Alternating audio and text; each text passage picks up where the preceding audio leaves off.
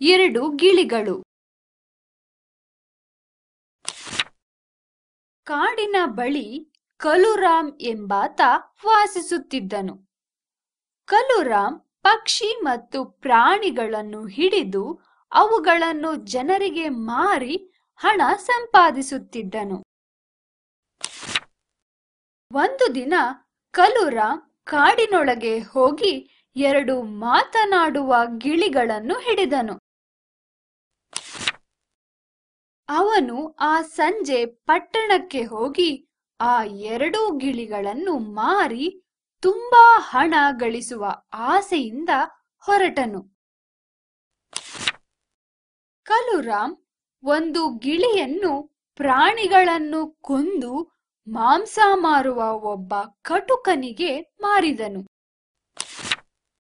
ಕಲುರಾಮ್ ತನ್ನ ಮತ್ತೊಂದು ಗಿಳಿಯನ್ನು ಯಾವಾಗಲೂ ದೇವರ ನಾಮವನ್ನು ಮಾಡುವ ಒಬ್ಬ ದಯಾಮಯಿ ಮತ್ತು ಬುದ್ಧಿವಂತ ಹರಿದಾಸನಿಗೆ ಮಾರಿದನು.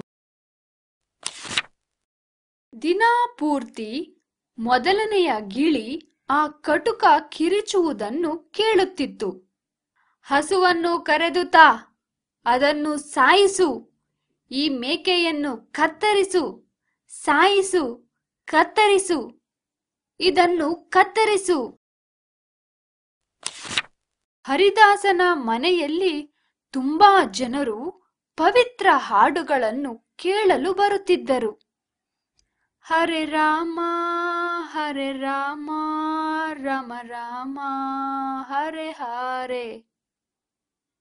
ಗಿಳಿಯ ಜೀವನ ದೇವರು ಹಾಡುಗಳಿಂದ ತುಂಬಿ ಹೋಯಿತು. ಕೆಲವು ತಿಂಗಳ ನಂತರ ಕಲುರಾಮ್ ಗಿಳಿಗಳು ಹೇಗಿವೆ ಎಂದು ನೋಡಲು ಪಟ್ಟಣಕ್ಕೆ ಹಿಂತಿರುಗಿದನು. ಕಲುರಾಮ್ ಕಟುಕನ ಮನೆಗೆ ಬಂದನು. ತಾನು ಮಾರಿದ ಪಕ್ಷಿಯ ಬಳಿಗೆ ಹೋದನು.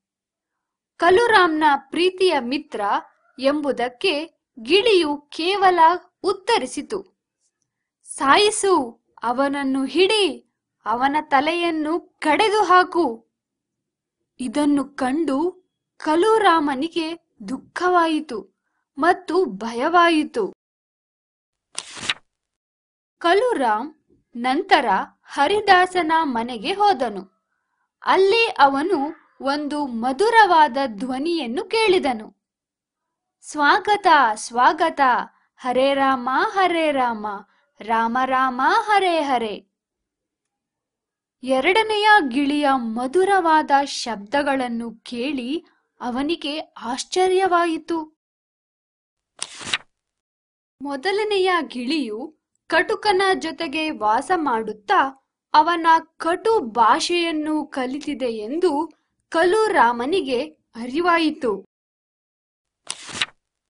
ಎರಡನೆಯ ಗಿಳಿಯು ಹರಿದಾಸನ ಸಮೀಪ ವಾಸ ಮಾಡುತ್ತಾ ದೇವರ ನಾಮವನ್ನು ಕಲಿತಿತ್ತು.